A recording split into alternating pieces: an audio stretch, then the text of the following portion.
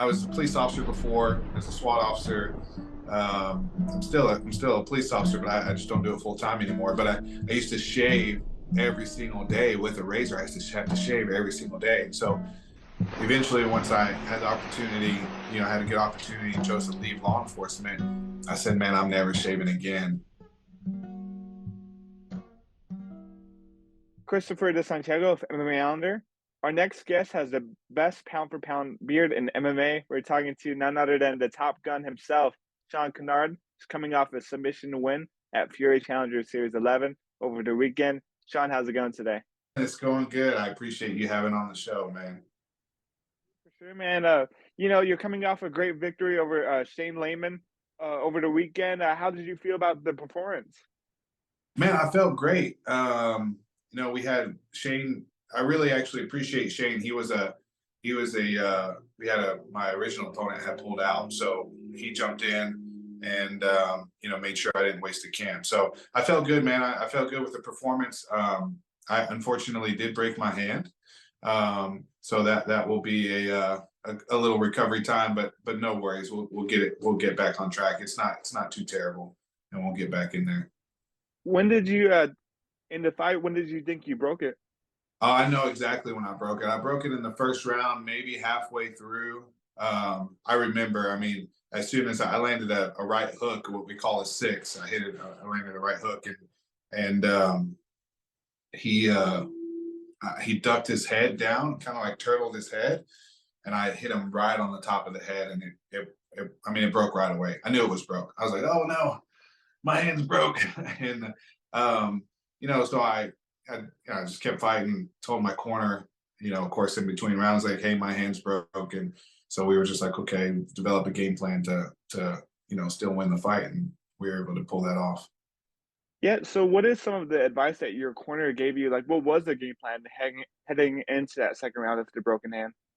Yeah. So, the original game plan was to strike. That's what we wanted to do. And we were having success there. And then, of course, I broke my hand. So, the next, in between the second round, it was just to come out, use my distance, use my jab, obviously, and then try to get him to the ground, whether it's based off of his initiated takedown because he was shooting a lot of takedowns, or my system getting him to the ground because we knew that we could potentially finish him if we got him to the ground. And so that happened. He shot in, and I was able to sprawl and get to his back and start working the system that way. When you finally got to the rear naked choke, he tapped within seconds, man. Your squeeze is pretty tight. What are some bicep workouts, or what are some things to help you get that amount of strength? Yeah, man. I do a lot of. Honestly, I do a lot of strength and conditioning outside the gym. So outside of just jujitsu and kickboxing and striking training, I would encourage anybody to really dive into the strength and conditioning. I do a lot of kettlebell work, so it is a lot of pulling, and a lot of squeezing, a lot of front rack position. So everything's, your upper body is under tension a lot, under load a lot, and so yeah, man, I love strength and conditioning. I think that's one of my secret weapons. Is I actually spend a lot of time on strength and conditioning. Do you feel like fighters should focus on that more? Because obviously, learning all the mixed martial arts and stuff like that, but how important is strength and conditioning and staying in the gym and lifting weights? How important is that to a fight camp and getting into the cage? Man, I think it's insanely important, and I do think that fighters should focus on it more. And not that fighters don't. There are fighters, obviously, that do. But I also see a lot of fighters that spend a lot of time on the grappling and striking, which is very important, but they don't spend a lot of time putting the work in strength and conditioning. And I think that's a miss, So, it's hard to generate power in jiu-jitsu and striking under really strict and proficient form, but you can do that in weightlifting. You have way more control over how you apply force and power and how you generate power. And so, man, I think that weightlifting, strength and conditioning has to be a part of your game plan as a fighter if you want to be truly powerful. And getting your hand raised inside the cage. I know that this fight was kind of in your backyard. How good was it to, fight so close to home and to win in front of all of your fans and family? Man, it feels great. It is in my backyard. I maybe live, I don't know, maybe 20 minutes from the venue. So it Nice. is. It's right. I mean, it's awesome. So it's right in my backyard, and it feels great, man. A lot of my fans and friends and family come out. And I mean, you feed off that energy. You're walking out there and they're screaming, and you just get goosebumps. It's electrifying. So it feels great, man. I couldn't do it. I always try to give a shout out to my friends and family, especially my wife. Man, she does jujitsu as well, so she understands the fight game. And man, I would not be successful without her. And that goes also to my friends and family who all support me, to my training partners who come in the gym and wrestle with me and train with me all the time. Obviously, my coaches, man, it's not a one-man sport. It looks like it because there's one man in the cage, but there's a whole team of people behind that person. And that's a powerful thing. For sure, Sean. And was your post fight bonus a free tattoo, or what was that about? Yeah, so Kimura Tattoo, they gave me performance of the night, and they give you basically a gift card. It's basically like a credit for a tattoo. So I got a lot of tattoos, so I'll have to figure out where I'm going to put a new one, but I'll put it to good use. Nice, man. Nice. Do you have like a design in mind, or like something? Is there like a dream tattoo that you have? Man, I mean, the dream tattoo that I have is on my back. I've always thought about a hand tat, man, but I've never gotten a hand tattoo because that's like, with this, if I wear a long sleeve, I can still cover it, right? But if I get a hand tattoo, like that's it. So I don't know. I've been wrestling with that a little bit. I don't have very much on my legs, maybe something on my leg. Honestly, to answer your question, I don't have anything, like in place. But I got the gift card, so it'll burn a hole in my pocket pretty soon. I'll have to get something for sure. Nice, man. Nice. And how long did it take you to get your back piece done? Man, oh, that that's shout out to my buddy Juan Cabrera who owns Super Chango Tattoo. He's done all my pieces. Man, that one that's over 30 hours of work. So I mean, it's a lot. You're talking about a full week's worth of work in that tattoo. So I mean, I know we're probably close to 40 hours on that piece by itself. Mm. And another question for you: what's it like having the best beard in MMA? Man, I love it. I was a police officer before as a SWAT officer. I'm still a police officer, but I just don't do it full time anymore. But I used to shave every single day with a razor. I used to have to shave every single day. And so eventually, once I had the opportunity, I had a good opportunity and chose to leave law enforcement, I said, man, I'm never shaving again. And so I just let it grow. And I mean, I'm bald, so thankfully the Lord blessed me with a good beard. But yeah, it's definitely gained some notoriety behind it. I love it though. I got to be careful because sometimes if I let it get too long, it gets caught in grappling and like gets just caught up between me and the opponent. So this is about the longest I can let it get. Mhm. Awesome, and I want to talk to you about the hand injury. How long does that take to recover? Man, I'm not sure. I had to have surgery on it, which I was hoping wasn't going to be the case, but they put some pins in it to hold it in place and allow it to heal. According to the doctor, we're looking about 8 weeks before I'm punching things, which honestly, it's not that bad. 8 weeks, that's pretty quick. So, my fight turnaround is usually pretty fast. I am disappointed because I didn't take any damage in this fight, and I was ready to turn around and fight pretty quickly. Um, you know, so we'll be a little bit slower than I intended, but 8 weeks is really that's nothing. That's not that long. So 8 weeks and then kind of get back into the groove of things. By mid-year I should be able to take another fight.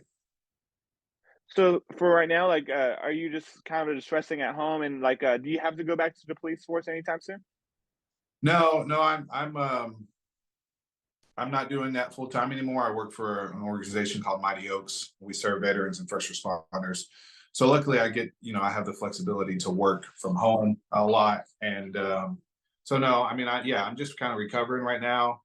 I just had surgery this week, so I can't stand still though. So I'll start doing my strength and conditioning again, and uh, try to find some creative ways to work out with one arm. But it wouldn't be the first time I've done it. So we'll stay in shape for sure. Your first amateur fight was in 2013, and I don't think you fought again until 8 years later in 2021. What was the reason for the break between the fights? Yeah, so I had an injury. I had a pretty bad injury in 2013, and I was a cop at that time. And so with the injury, I couldn't for a long time with the injury, I couldn't even train. Um, and then just the demands of the job were difficult. I was working night shift, and that was hard to get to training. And so what ended up happening is I just decided to take a break. I always intended to go back. Wasn't ever sure if I was going to be able to go back because of my neck. That was the injury. I had an injury to my neck. But I did a lot of crazy, physical therapy, a lot of strength and conditioning to build my posterior chain. I've done everything you can think of: hyperbaric chamber therapy, cold immersion therapy, laser treatment, um, PMF chair, pulse electric magnetic frequency chair. I mean, I've done everything you can think of, but I've been able to recover my neck and still be able to train and fight. So I started training again, just to kind of test my neck, and it held up. And so uh, honestly, I wasn't sure if I was going to take another fight. And then in 21, we were like, hey, let's take a fight. And I've been fighting ever since then. Awesome, man. Awesome. And, on the commentary, they said that you had a very great shooting proficiency. When did you start to, get a handle on shooting and guns? And like, when did that all begin for you? Yeah, I went through the police academy as soon as I possibly could. I was 21 years old. And I walk out to the Top Gun anthem, but I had nothing to do with being a fighter pilot or anything like that. They call me Top Gun because I shoot really well. So when I was a police officer, I got awarded the Top Gun Award, which is the award for the best, shooting proficiency. And so that name, one of the guys found out about that, and so they just started calling me that, and that name just kind of stuck. So, but I started shooting around that time when I was 21, and I just fell in love with it. I'm kind of obsessed with performance and optimizing performance. And so if I do something, I want to be the best at it. And so I just started training all the time and just putting the reps in, just like you do in the gym. And when you put the repetition in over and over, you can definitely improve and get better. And so I've maintained a high level of proficiency with a pistol, as well as my grappling and kickboxing skills as well. I gotta ask, man, if you're cool tattoos and your cool beard, like, have you thought about going into the acting industry? Maybe being in a movie, like as a mercenary or something like that. Has that crossed your mind? Yeah, I have. I mean, I definitely have. I've met a couple guys in that industry, and they've said some stuff like that before too. I mean, yeah. I mean, I'm up. Who knows where my journey's still being played out. So who knows where that ends up? But yeah, I mean, of course, I would love to. I love I love movies myself personally. So yeah, I mean, I'd be totally down for some cool movie. I saw some stuff on your Instagram. Do you have your own podcast? I do. Yeah, I have a podcast with a buddy of mine, Chad Robichaux, who's also um, he's a BJJ black belt, and was a professional fighter back in the day. He was actually my first jiu-jitsu instructor when I stepped on the mats ever. First time I ever stepped on the mats, he was the instructor. And so yeah, we have a podcast. We just finished season 1. We're about to launch into season 2, and we got some pretty cool guests lined up. We actually we did Rampage last season, Rampage Jackson. We had Tim Kennedy. It's just this season we're focusing on being resilient. What it means to be resilient, and I think this world we live in is there's a lot of weakness and soft people in the world that we live in, and I think a lot of it has to do with we have so much comfort and convenience today that people don't people aren't challenged, and challenge equals progress. And it's important to challenge yourself every single day to do something that's an intentional decision that you know is going to be difficult, and find a way to accomplish it. And so that's what the podcast is about. So we got some cool guests lined up this season. Some UFC guys, some Hollywood guys, some military, first responders. It's gonna be a good season for sure. And speaking about challenging yourself, man, what are some goals that you have laid out for this year? Man, obviously I want to heal this arm, heal this hand up, but then, I'm happy to be in the cage. I'm just happy to fight. So I just want to keep fighting. I want to stay undefeated. That's my main goal, is to stay undefeated. And of course, I heard Mick Maynard was at the event on Sunday, and so I gave a little shout out to him. Now I have more work to do where I'm at in the Fury, especially in the Fury organization. But if not this year, by next year, I'd love to land like a Contender series or something similar like that. Obviously, that's the ultimate goal for every fighter, right? I mean, that's what we're all aiming for. But I love Fury, man. I love fighting for Fury. Eric Garcia, Rich Burmaster, those guys are really good guys. I think they run a phenomenal organization. I think they care about the fight game, and they care about their fighters that they have signed to their roster. So my feelings aren't hurt fighting for Fury. I love fighting for Fury, and I'll continue to do that until that opportunity comes. Mm-hmm. I think that's all the questions I had for you, Sean. I just want to thank you again for the time and opportunity. Is there anything that you want to say to the fans out there watching? No, man. I appreciate everybody's support.